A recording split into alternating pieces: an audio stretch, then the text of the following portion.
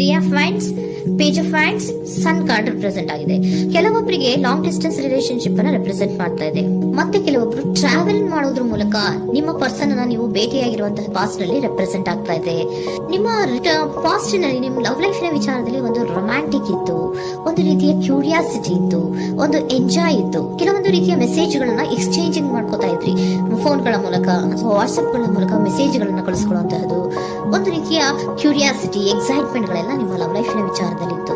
Past ನಲ್ಲಿ ಕೂಡ ನಿಮ್ಮ ಲವ್ ಲೈಫ್ ನ ವಿಚಾರದಲ್ಲಿ ಯಾವುದೇ ರೀತಿಯ ತೊಂದರೆಗಳಿರಲಿಲ್ಲ. ಸೊ ಪಾಸಿಟಿವ್ ಆಗಿತ್ತು.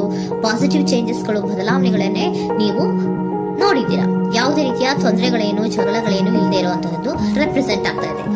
ಅಟ್ ದ ಪ್ರೆಸೆಂಟ್ ಸಿಚುಯೇಷನ್ ಹೇಗಿದೆ? ಈಗಿನ ಸಿಚುಯೇಷನ್ ಕೂಡ ಸೆಕ್ಯೂರ್ ಆಗಿರುವಂತಹದ್ದು. ನಿಮ್ಮ ಲವ್ ಲೈಫ್ ನ ವಿಚಾರದಲ್ಲಿ ಅಟ್ ಪ್ರೆಸೆಂಟ್ ಅಲ್ಲೂ ಕೂಡ, ಈ ಹಿಂದೆನೂ ಕೂಡ ನಿಮಗೆ ಚೆನ್ನಾಗೇ ಇತ್ತು, ಈಗಲೂ ಕೂಡ ಪ್ರೆಸೆಂಟ್ ಅಲ್ಲಿ ನಿಮಗೆ ಕಿಂಗ್ ಆಫ್ ಪ್ಯಾಂಟಿಕಲ್ ರೆಪ್ರೆಸೆಂಟ್ ಆಗ್ತಾ ಇರೋದ್ರಿಂದ ನಿಮಗೆ ಲವ್ ಲೈಫ್ ನ ವಿಚಾರದಲ್ಲಿ ಚೆನ್ನಾಗೇ ಇದೆ. ಸೊ ಒಂದು ಭದ್ರತೆ ಇದೆ. ಲವ್ ಲೈಫ್ ನ ವಿಚಾರದಲ್ಲಿ ಒಂದು ಸಾಮರಸ್ಯ ಇದೆ. ಯಾವುದೇ ರೀತಿಯ ತೊಂದರೆಗಳು ಏನು ಕಾಣ್ತಾ ಇಲ್ಲ.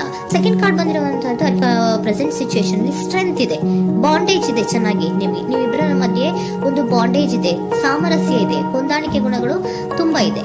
ಆದ್ರೂ ಕೂಡ ಅಟ್ ಪ್ರೆಸೆಂಟ್ ಅಲ್ಲಿ ಕೆಲವೊಂದು ವಿಚಾರಗಳ ಬಗ್ಗೆ ಅನುಮಾನವನ್ನ ಪಡ್ತಾ ಇರುವಂತಹದ್ದು ರೆಪ್ರೆಸೆಂಟ್ ಆಗ್ತಾ ಇದೆ. ಅಟ್ ಪ್ರೆಸೆಂಟ್ ಅಲ್ಲಿ ನೀವು ಕೆಲವೊಂದು ವಿಚಾರಗಳ ಬಗ್ಗೆ ನಿಮ್ಮ ಮೇಲೆ ನೀವು ಕೆಲವೊಂದು ಡೌಟ್ ಅನ್ನ ಪಡ್ತಾ ಇರುವಂತಹದ್ದು ರೆಪ್ರೆಸೆಂಟ್ ಆಗ್ತಾ ಇದೆ. ನಿಮ್ ಲವ್ ಲೈಫ್ ನಲ್ಲಿ ಕೆಲವೊಂದು ರೀತಿಯ ಭದ್ರತೆಗಳಿದೆ. ಸೊ ಯಾವುದೇ ರೀತಿಯ ತೊಂದರೆಗಳೇನೂ ಇಲ್ಲ, ಒಂದು ರೀತಿಯ ಗುಡ್ ಬಾಂಡೇಜ್ ಇದೆ. ಆದ್ರೂ ಕೂಡ ನಿಮ್ಮಲ್ಲಿ ಯಾಕೋ ಆತ್ಮವಿಶ್ವಾಸ ಇಲ್ಲ, ಆತ್ಮವಿಶ್ವಾಸದ ಕೊರತೆಗಳು ರೆಪ್ರೆಸೆಂಟ್ ಆಗ್ತಾ ಇದೆ. ಯಾವುದೋ ಕೆಲವೊಂದು ಅನುಮಾನಗಳು ನಿಮ್ಮಲ್ಲಿ ನಿಮ್ಮ ಲವ್ ಲೈಫಿನ ವಿಚಾರವಾಗಿ ಇರುವಂತಹದ್ದು ರೆಪ್ರೆಸೆಂಟ್ ಆಗ್ತಾ ಇದೆ.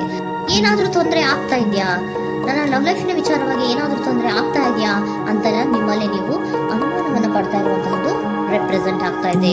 ಫ್ಯೂಚರಿನ ಬಗ್ಗೆ ಹೇಳೋದಾದ್ರೆ ಕ್ವೀನ್ ಆಫ್ ಪ್ಯಾಂಟಿಕಲ್ಸ್ ಬಂದಿದೆ. ಕ್ವೀನ್ ಆಫ್ ಪ್ಯಾಂಟಿಕಲ್ಸ್ ಬಂದಿರುವಂತಹದ್ದೇನು, ಒಂದು ರೀತಿಯ ಪೋಷಣೆಯನ್ನ ಮಾಡುವಂತಹದ್ದು ರೆಪ್ರೆಸೆಂಟ್ ಆಗ್ತಾ ಇದೆ. ಯಾಕಂದ್ರೆ ನಿಮ್ಮ ಲವ್ ಲೈಫ್ ನ ವಿಚಾರವಾಗಿ ಅಟ್ ಪ್ರೆಸೆಂಟ್ ಅಲ್ಲಿ ಕೆಲವೊಂದು ವಿಚಾರಗಳಲ್ಲಿ ಸ್ಟೇಬಲ್ ರಿಲೇಶನ್ಶಿಪ್ ಅಲ್ಲಿ ಇದ್ರು, ಒಂದು ಗುಡ್ ಬಾಂಡೇಜ್ ಇದ್ರೂ ಕೂಡ ನೀವ್ ಯಾಕೋ ಕೆಲವೊಂದು ವಿಚಾರಗಳ ಬಗ್ಗೆ ಅನುಮಾನವನ್ನ ಪಡ್ತಾ ಇರುವಂತಹದ್ದು, ಅದನ್ನ ರಕ್ಷಣೆ ಮಾಡೋದ್ರೊಳಗೆ ಹೆಚ್ಚು ಗಮನವನ್ನ ಕೊಡ್ತಾ ಇರುವಂತಹದ್ದು ರೆಪ್ರೆಸೆಂಟ್ ಆಗ್ತಾ ಇದೆ.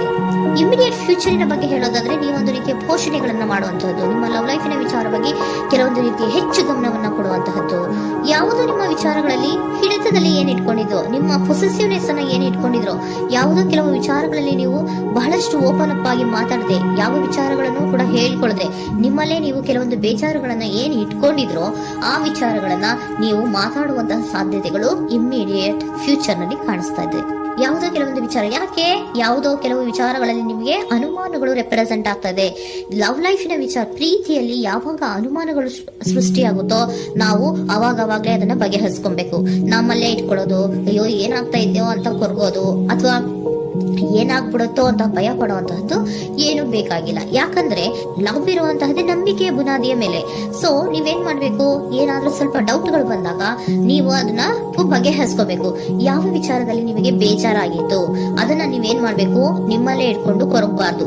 ಓಪನ್ ಅಪ್ ಆಗಿ ಮಾತಾಡೋದ್ರ ಮೂಲಕ ನೀವು ಕ್ಲಾರಿಟಿಯನ್ನ ತಗೊಳ್ಳುವಂತದ್ದು ನಿಮಗೆ ಇಮಿಡಿಯೇಟ್ ಫ್ಯೂಚರ್ ನಲ್ಲಿ ಕಾಣಿಸ್ತಾ ಇದೆ.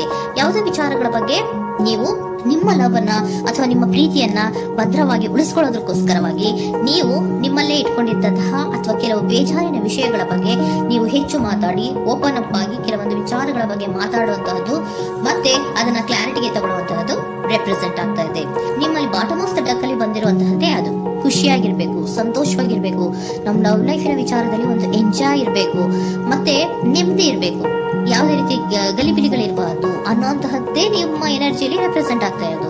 ಅದಕ್ಕೋಸ್ಕರನೇ ನೀವು ಏನೇನು ಕೆಲವೊಂದು ಸ್ವಲ್ಪ ಅನುಮಾನವನ್ನ ಪಡ್ತಾ ಇದ್ರಿ ಅಥವಾ ಕೆಲವೊಂದು ವಿಚಾರಗಳಲ್ಲಿ ನೀವು ಡಿಸ್ಟರ್ಬ್ ಆಗಿದ್ರಿ, ಓಪನ್ ಅಪ್ ಆಗದೆ ಹೇಳ್ದೆ ನಿಮ್ಮಲ್ಲೇ ನೀವು ಬೇಜಾರನ್ನ ಮಾಡ್ಕೊಂಡು ಏನು ಕೆಲವು ವಿಚಾರಗಳ ಬಗ್ಗೆ ಕೊರಗ್ತಾ ಇದ್ರಿ, ಅದನ್ನ ನೀವು ಓಪನ್ ಅಪ್ ಆಗಿ ಮಾತಾಡಿ ಅದರ ಬಗ್ಗೆ ತಿಳ್ಕೊಳ್ಳುವಂತಹದ್ದು, ಅದನ್ನ ಕ್ಲಾರಿಟಿಗೆ ತಗೊಳ್ಳುವಂತಹದ್ದು ನಿಮ್ಗೆ ರೆಪ್ರೆಸೆಂಟ್ ಆಗ್ತಾ ಇದೆ.